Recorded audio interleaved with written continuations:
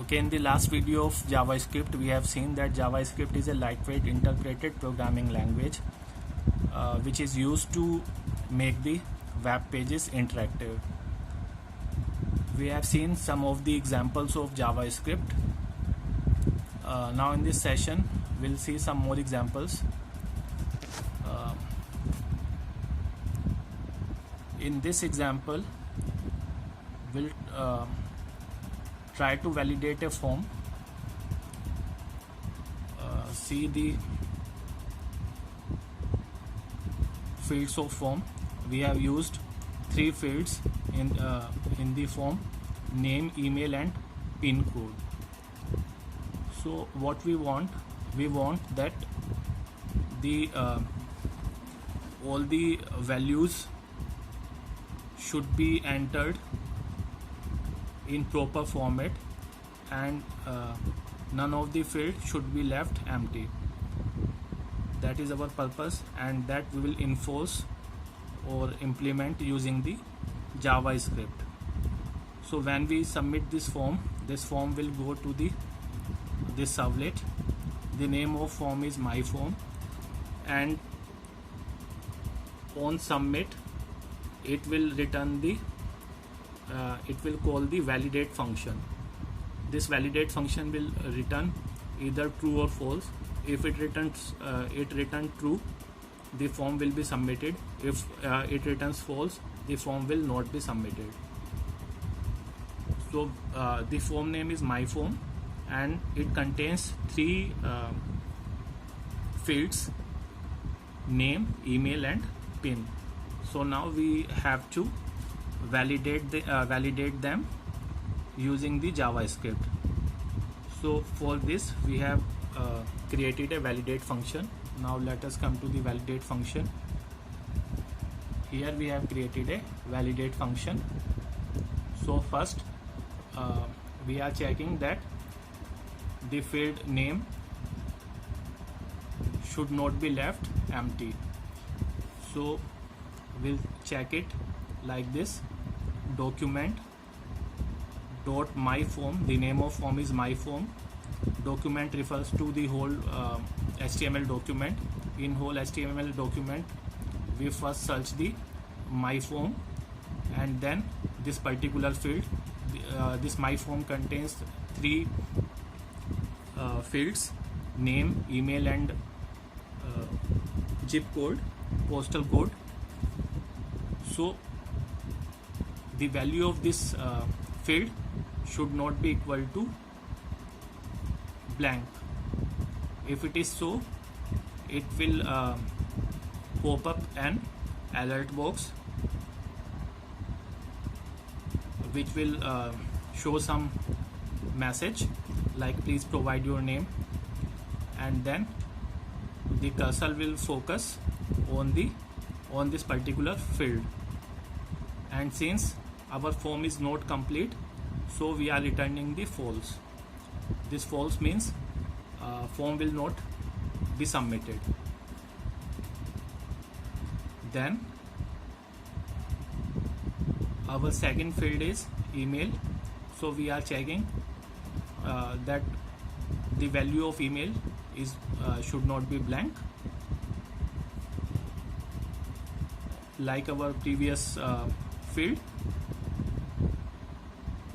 We are simply printing some message like please provide your email, and then focusing on that particular field, and again returning false since the form is not complete.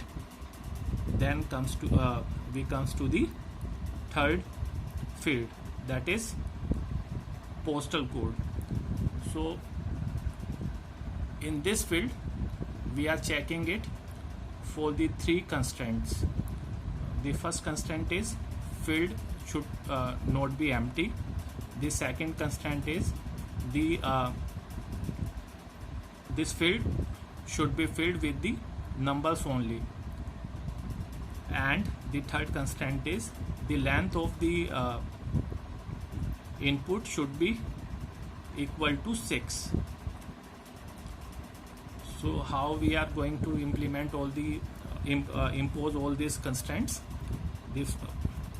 if the first constraint is imposed by this document.myform.pin.value is equal to blank, we are using the OR button here, OR symbol here.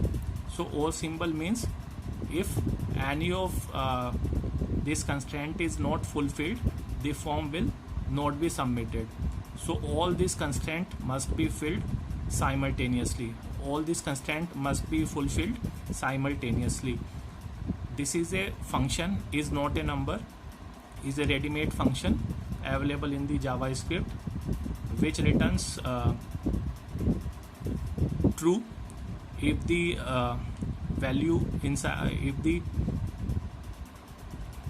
the value inside this field is not number, and then we are simply checking that the value of that the length of this value entered in the field is not equal to 6. Then it will pop up a alert box. In the alert box we are passing a message like, please provide a pin code in the format #####. There should be 6 hash actually.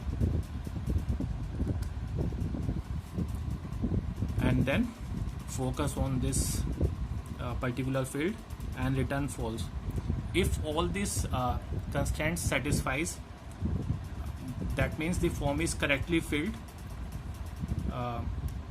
This name field is not empty, this email field is not empty, and the pin code value is entered in the proper format, that means 6 digits, then we should return true. That means now this form is eligible to be submitted. So this is how form validation works, and now we'll try to run it.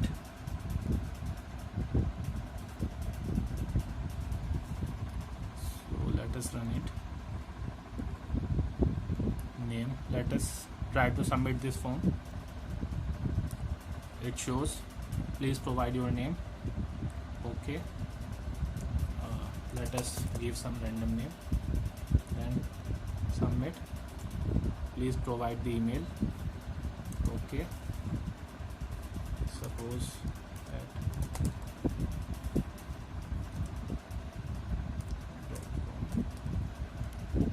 then pin code. If we submit it again, please provide a pin code in the format. Then if we try to enter words, it again asks you to enter the pin code in proper format. Then if we enter digits, again it needs 6 digits. So if we enter 6 digits, it now the form is complete, and it should return the validate function should return the true. So now it got submitted, right? Since this servlet does not exist, it is showing the error message, file not found. So this is how we can validate a form. Now comes the JavaScript events. So JavaScript events are basically the things that happens to the HTML elements. The events are basically triggers which invokes some action, which initiates some action. And what may be the events, the list of events. Some of the events are listed here, like popular events are on click, on mouse click, something should happen, on change, on mouse over when we take the cursor over some portion, on mouse over event appear happened. Then mouse out, if we take the cursor out of some area, on mouse out event occurs. On key down, if we press some particular key of the keyboard, on key down will occur, on load if the web page finished loading, on key up if we release the key from the keyboard.